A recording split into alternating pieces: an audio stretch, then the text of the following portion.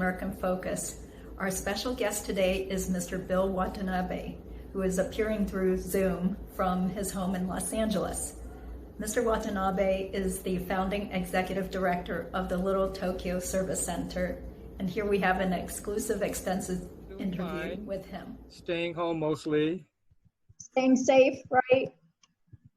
Yeah, my wife and I and my mother-in-law pretty much sequestered at home. Oh, and are you living around Los Angeles now? I live in a neighborhood about 3 miles outside of downtown Los Angeles called Silver Lake. So the picture behind me is a picture of Silver Lake where I live. Oh, okay. Yeah, it looks beautiful back there. Yeah, nice setting. Whereas I'm just in my boring office, so there's nothing really that exciting to see, you know, like a bookshelf and a desk and a cabinet, I guess. So I know I'm too embarrassed to show what's behind me in my bedroom. It's too cluttered. Oh, okay. Well, so you retired a number of years ago from Little Tokyo Service Center, right? Yes, it's been 8 years, almost exactly 8 years since I retired. Seems like a long time, huh? It goes by quickly, amazingly. Yeah. That's great. So what are you doing to fill up your spare time? Well, I volunteer for a couple of organizations. I'm doing a lot of work in historic preservation, so trying to preserve Little Tokyo as a historic landmark site. And I just started working on a new project called the Little Tokyo Community Impact Fund, which is a community-based real estate investment fund. So we're trying to raise money to buy property in Little Tokyo and to try to help the small businesses, what we call heritage businesses in Little Tokyo, to survive. Yeah, that's great. Yeah, well, before we dive into, you know, more current issues, usually we like to start out by talking about your family background and everything. So do you want to go ahead, like, if you can pretend that nobody knows anything about you, how would you want to talk about your family history? Well, my parents are from Japan, and my father arrived in America in 1920 at the age of 16, and my mother came as what they call a picture bride in 1932. And so my brothers and I were raised in the San Fernando Valley, which is a suburb of Los Angeles. But back in the 40s or so, when my family was there, it was very rural. And so they had a farm. We grew flowers, wholesale cut flowers. And then during World War II, my whole family was taken to Manzanar, which is one of the incarceration camps that was set up by the government. So I was born in 1944 at Manzanar. And then my whole family was then taken to another camp called Tule Lake, which is a segregation center where they confined all of the so-called troublemakers. And so my family was there for another 2 years until 1946. Then after that, they came back to the San Fernando Valley and grew flowers.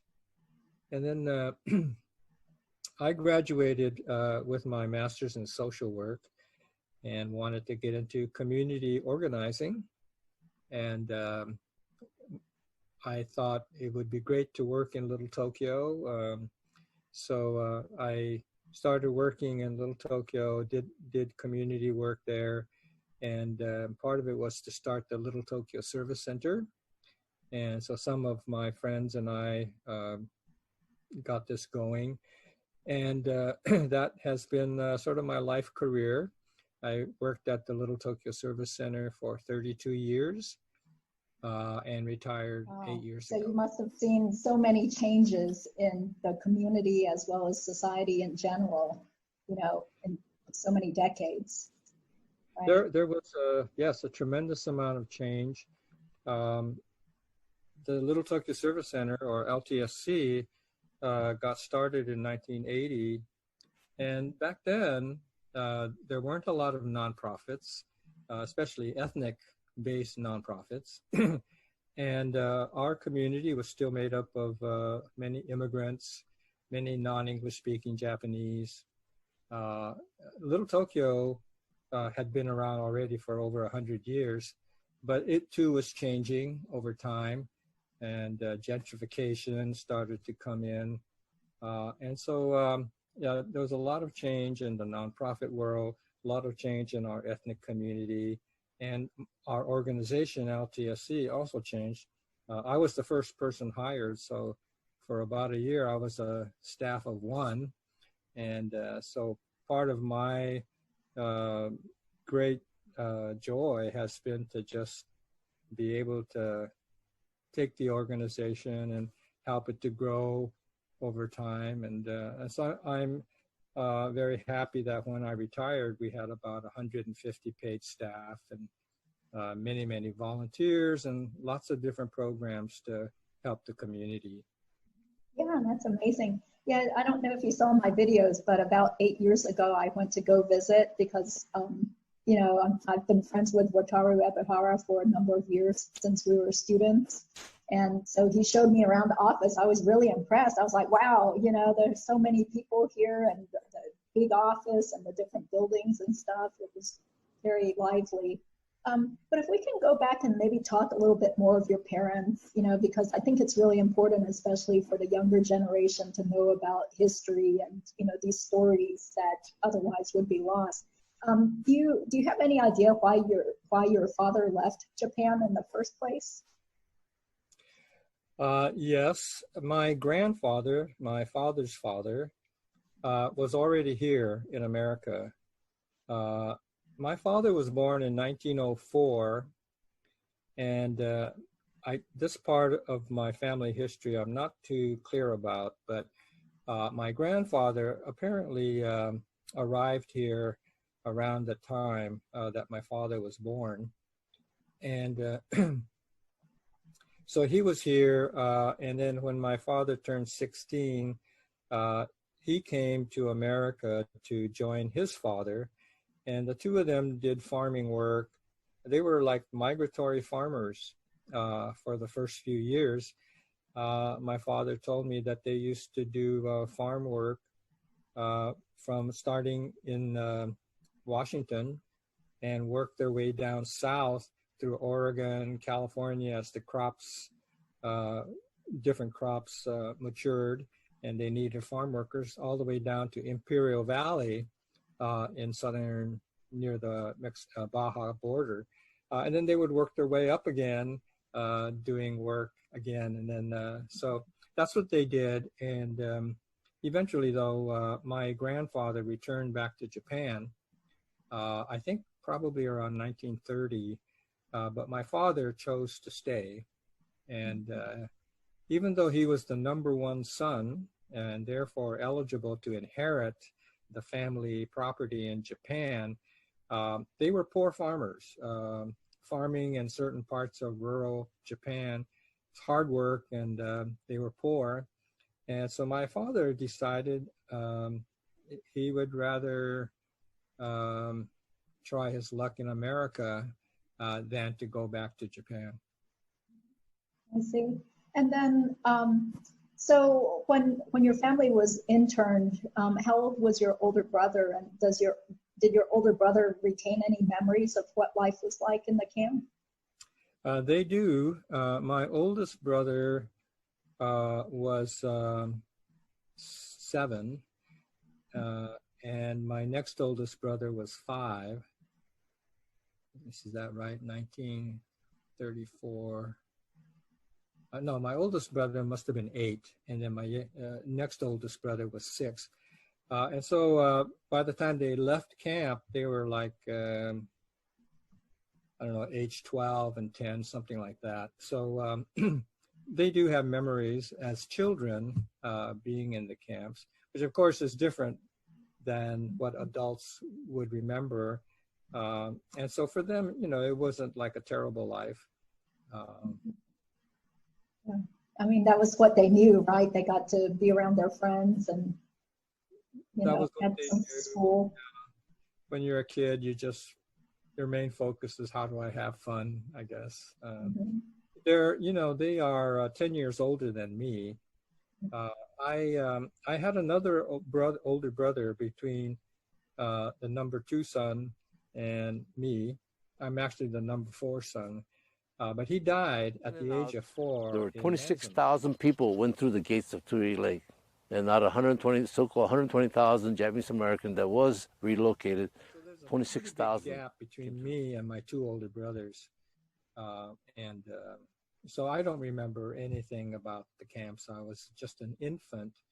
But my 2 older brothers, you know, I tried to pull information out of them, but they have a hard time verbalizing their experiences. So I wish they had talked more. But I see. And what about your parents? Like, I mean, just based on, you know, I took Asian American Studies classes at Berkeley and everything, and you know, from what I read, you know, it did seem like the older generation felt a little ashamed about being interned and they didn't really want to talk about it with their kids. Did you find that to be true with your family or your parents? yeah, my parents rarely talked about camp itself. They did use camp as what I call an identifier. And that is, and I saw this happen in our home. If visitors came over to visit Japanese folks, I would hear them say, oh, were you at such and such a camp? And did you know Mr. and Mrs. So-and-so in block 14? Things like that to make a connection. But they never talked to us about conditions in the camp, what they experienced, how they felt about it. And so growing up, camp was just kind of something, but not much of information from my parents, nor from my older brothers. Until around 1981, 82, when the redress and reparations hearings took place in the Japanese American community, where they discussed whether those who were sent to camps should get reparations. And that was the first time I asked my parents, what happened to my older brother? How did he die? Why did he die in camp?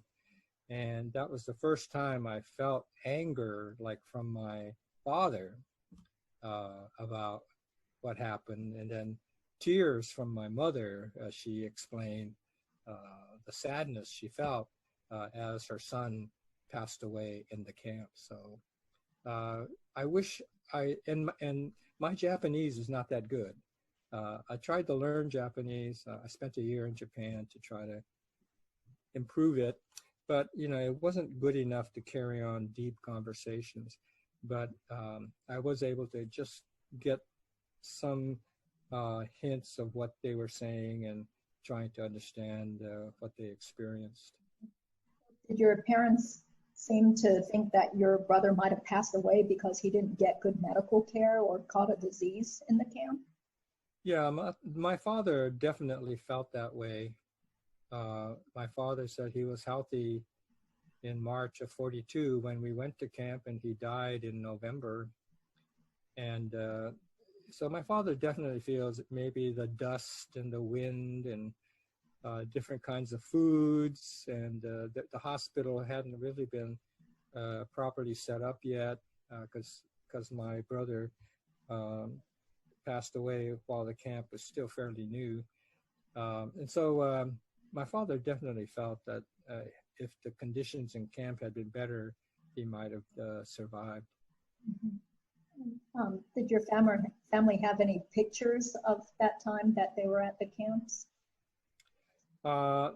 Not that I know of. There are pictures like my older brothers are in, there's a class picture. So a group picture of, I think they were like a second grade, third grade, fourth grade. So they took class pictures. and I have copies of that. And a few photos of my parents at Tule Lake. I have a couple of photos like that, but otherwise, not many, no. Well, you know, cameras were not allowed at the beginning anyway, so Oh, you couldn't take photography unless it was officially done by the camp. oh, okay. I didn't realize that. So, did your family ever go to these reunions? People did take pictures, but you had to sneak it in there. Yeah. Mm-hmm. And I've heard they've had these annual reunions at Tule Lake and everything. Did your family ever take part in those? My family never did, but I did. Mm-hmm. I started going to the Manzanar pilgrimage probably around early 1980s. The pilgrimage itself started, I think, around 1970. But my parents never did. But my parents did visit on their own. I don't know how familiar you are with Southern California, but my father started fishing while he was at Manzanar, trout fishing in the streams nearby. They would sneak out, or my father, I don't know if you want to hear all the detail, but he was a part of the garbage crew. And so the garbage, they would go around the camp and pick up garbage like twice a week or something. And then they were allowed to drive off the camp, and they would dump the garbage into the canyons, foothills by the Sierra Mountains. And so by about the second year, things got lax. You know, the U.S. was doing much better in the Pacific War. And so the guards who used to go with the garbage detail, they would basically say, okay, my father and his buddies would all have fishing poles. So after they dumped the garbage, they would go fishing for a couple of hours. So anyway, he got into the fishing thing. So I don't remember why I brought that up, but You said that they would go back later on to visit Manzanar. Yeah, that's right. Thank you. So we would go fishing up in the high Sierras, like in the 50s and 60s, and we would pass by Manzanar, which is right on the highway there. And so a few times we stopped there on our own, but we never, my wife and I went on the Tule Lake pilgrimage once, which is very different from Manzanar. Manzanar is a one-day, about a 4-hour pilgrimage where as many as a couple thousand people go. Tule Lake is a very intensive 3-day with workshops, seminars, speakers, and they have about 400 people attend that. So it's very different. And since my family was at both, I did definitely want to do the Tule Lake pilgrimage. Do they have those every year? Manzanar is every year on the last Saturday of April, except this year they canceled it because of the pandemic. And Tule Lake did too. Tule Lake is every other year, and they do it in July. I see. And where do people stay while there? I mean, I'm assuming there aren't any hotels around there, maybe? Well, Manzanar is one day, so most people drive up. It's a 4-hour drive from LA. And so most people will drive up in the morning and come back in the afternoon. Tule Lake is very in a remote area. And so there are no hotels or motels. And the closest one is across the border in Oregon, in a small town, about a 30-minute drive from Tule Lake. Mm-hmm. And are the barracks and all the buildings still there, just that as they were while people were interned there? If you go to Manzanar, they have a restored barrack, actually 2 barracks. One barrack that shows what it looked like in 1942, and another barrack to show what it looked like, say, around 1944, and the changes that some Japanese folks did to their barracks to make it more livable. They also have a mess hall. They have guard posts and sentry watchtowers, and they have a driving tour of the entire camp. Tule Lake, which is much, much bigger than Manzanar, Tule Lake actually held up to 17,000 people. The only structure left is a jail, sort of a jail within the prison, what they call the stockade, and that was made out of concrete, and so that's the only thing left. Everything else is gone. The only other artifact, you might say, left in Tule Lake are the foundations where the barracks once stood. And so the experience is quite different, but the stockade at Tule Lake is worth seeing. And there's a museum at Manzanar, very well done. And the barracks that have been recreated, all of those are very good. And I have to say, you know, I go almost every year to Manzanar. And 20 years ago, most of the people there were ethnic, Japanese Americans. But the last few times I've gone, I would say most of the people are not ethnic, which is great. People are coming to learn about it, to see what's going on, and it's very well set up. I applaud the National Park Service for the good work that they've done on that. Yeah, that's great. Okay. And I also had read that, you know, a lot of people ended up losing their property or their farms when they were interned. So that didn't happen to your parents? My parents were very fortunate, unlike many others who were not fortunate and did lose everything, or before they went to the camps had to sell off everything at very reduced prices because they only had a week or 2 weeks to get rid of things.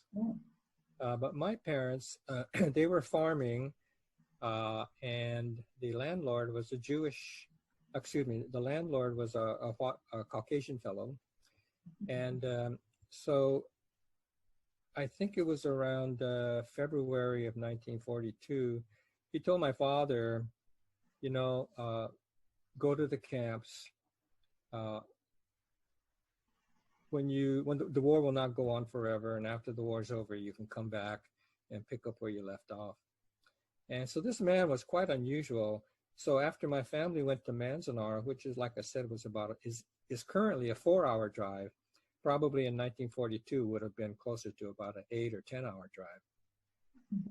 And so this man, he on several occasions drove up to Manzanar and brought food and different things and to visit. Oh, and that's so nice. That was pretty exceptional for a white guy to go to a camp to visit Japanese in the middle of World War II. So he was very true to his word. When the war ended, my father or my parents were able to come back and pick up where they left off. And so they were extremely lucky in that respect. Oh, that's great. So growing up, did you also take full part in all the, you know, growing the flowers and farming and running the business? Only during the summers. My parents wanted us to go to school, and so the only time we were on the farm itself doing farm work was during the summers, which was a good education for me to work under the hot sun and do some physical labor. Many kids today, I don't think they know what it's like to work 8 hours in the hot sun, bending over, stoop labor, that kind of thing. And does the farm still exist?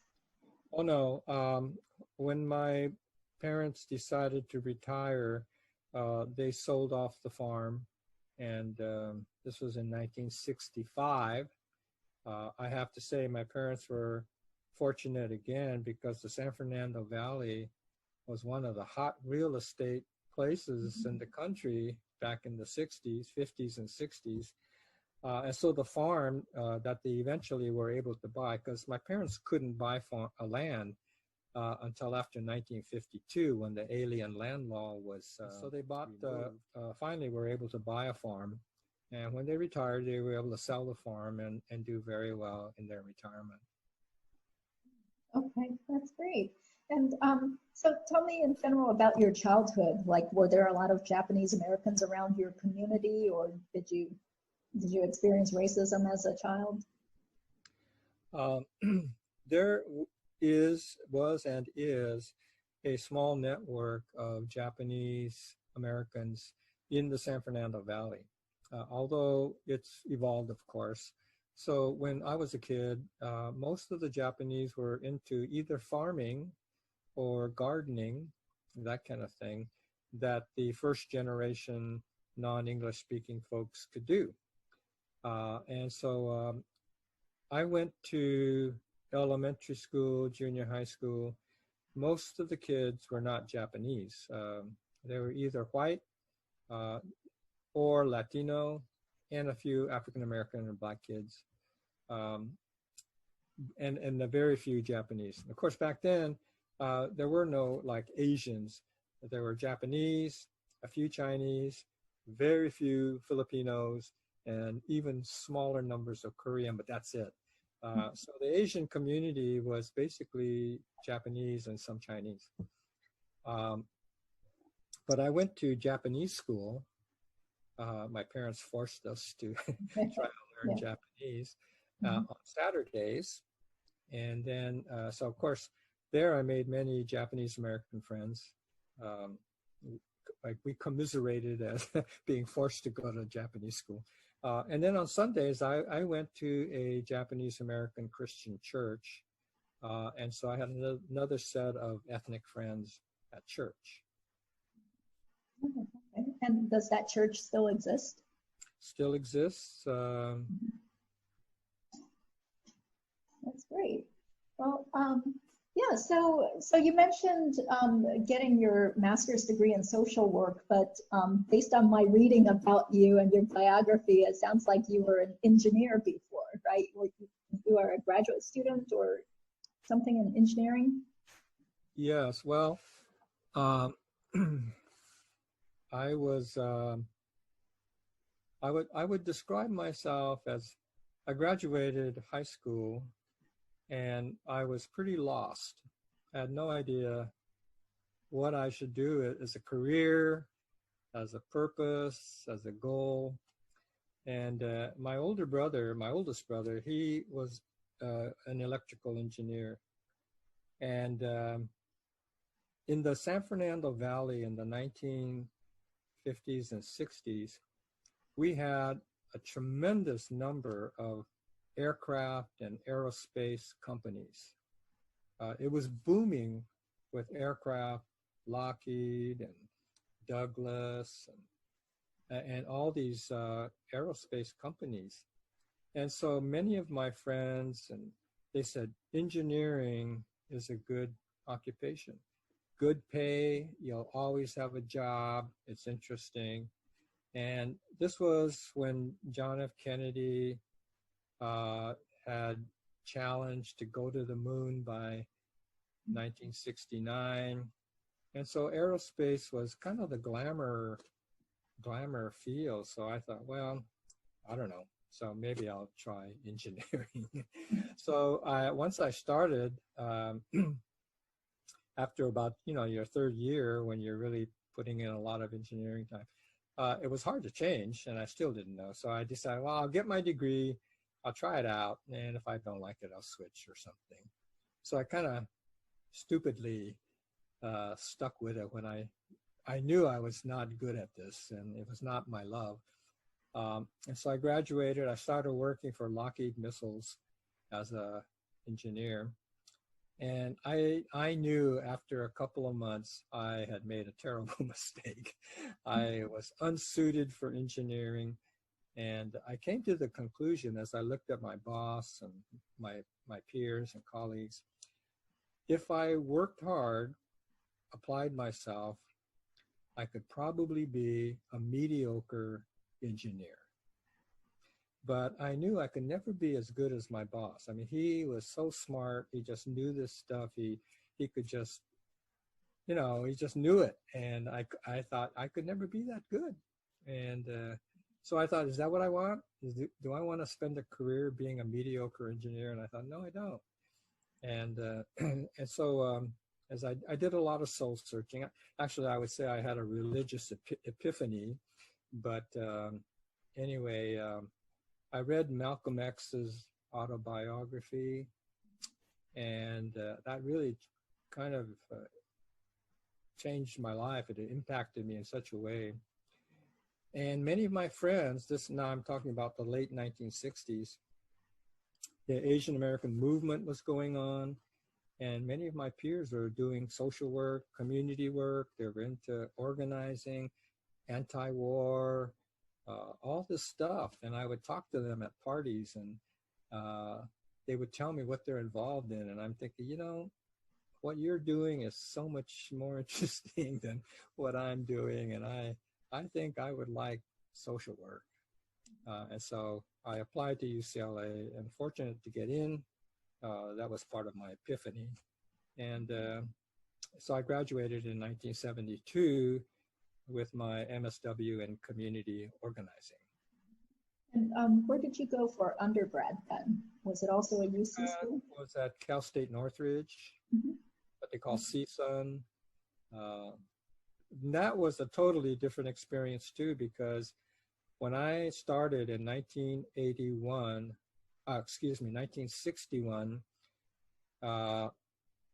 CSUN was 98% white. And I'm not exaggerating. Oh. There were a handful of Asians.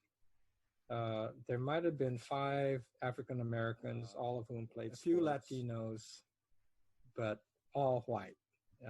Today, of course, it's become much bigger and much more diverse. But yeah, I realized that I was deprived of a balanced education because all my peers came from the same white experience, and there were no people of color to add, you know, this is what my community went through, or this is what my people experienced. It was all kind of a one-sided education.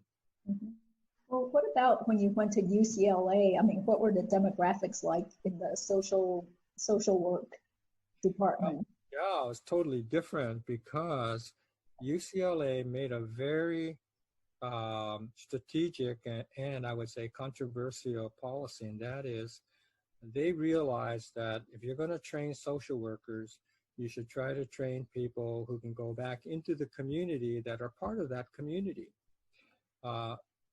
UCLA School of Social Work was heavily Jewish prior to that. And nothing wrong with Jewish folks who love the community and want to do social work there because they could do it. But they would be hard pressed to go into the Chinese community and do social work, or to go into the Black community or the Japanese community. So UCLA decided the year before I got there, 30% of the class would be white, 30% would be Black, 30% would be Hispanic, and 10% would be Asian. They had a strict quota system. And that's the only way I got in, because I had terrible grades in engineering, and I think I made an appeal, saying, you know, I'm an engineer, but I would love to switch to social work. And I think they felt sorry for me, so they let me in. But that's how it was. So when I got to UCLA, I thought, wow, this is so different. There's Blacks and Latinos, whites, of course, and then there are other Asians. And UCLA's commitment was, we're going to train you. We want you to go back into your communities and do good out there. That's great. So when was it that you went to spend a year in Japan then? Was that when you were a grad student or an undergrad? I graduated Cal State Northridge in 1966, worked for Lockheed from 66 to 67, and then spent 1 year at Waseda University in Tokyo from 67 to 68, and started UCLA in 1970. Oh, okay. So tell me, what was it like to go back to Japan? I mean, did you experience total culture shock? And, you know, you couldn't understand the language 100%, right? Right. So I looked Japanese in Japan, but I knew I wasn't Japanese. So I felt very American in Japan, and it took some adjustment to do that. But it was one of the top fun years of my life. Just trying to learn the language, learn the culture, learn the history. So much of Japan that I was totally ignorant about, and so yeah, that was one of the, I would say, milestone years of my life. Mm-hmm. Were you taking classes in English? Yeah, so Waseda has what they call an international division, and they knew that most of the students coming from other countries like America are not fluent in Japanese, and so they set up classes with professors who could teach in English. Mm-hmm. Not the best English, perhaps, but. Mm-hmm. Interesting. And did you find any relatives? Did you track down any of your distant relatives there? Yes, both of my parents are from an area called Fukushima, mm-hmm. and where, of course, they had the tsunami and the nuclear reactor disaster. Yeah. And so during my year in Tokyo, I did go visit as many of my relatives as I could in Fukushima, visited their farm, and that was totally interesting as well. Just spending time with them, learning about my parents from my relatives in Japan's point of view. Mm-hmm. That's great. I mean, imagine now, like if you could have created a really great like a video blog or done a lot of great recordings of your time there. Huh? I've tried to maintain relationships with them. I mean, it's been over 50 years now, mm-hmm. And I'm not trying to characterize them negatively, but they are kind of rural folks, and so I've maintained a few relationships through email and Facebook with their children. But unfortunately, I can't maintain it with the older folks because they don't have kind of the social media contacts. Yes, I see. Okay, great. So, so you were telling me about how like different it was going to UCLA and suddenly being in a diverse place of higher education. So was it a 2-year program, and did you do any sort of like field work as part of your graduate studies to get the degree? It was a 10-month program, mm-hmm. And my goal was to learn Japanese as best I could. And part of it, I wanted to be able to converse with my parents better. And then my other goal was to learn about the country and the culture, and so I did a lot of traveling, visiting different spots, and just trying to experience Japan. Yeah, I'll point you later to like a website that videos that the seniors made. Oh, okay. Yeah, that'll be great, because now that we can put everything on the internet, then everyone can see it. It's not just people local, right? Yeah. Here we are in Japantown, or Little Tokyo. So this is the place where supposedly they filmed part of Bruce Lee's movie, Enter the Dragon, right? Yeah. Or, let me take you into it. So is this still a hotel, or is it more like shut down? It's actually a low-income housing project. Oh, so really? They're apartments. Oh, they're apartments. Okay. Hopefully you guys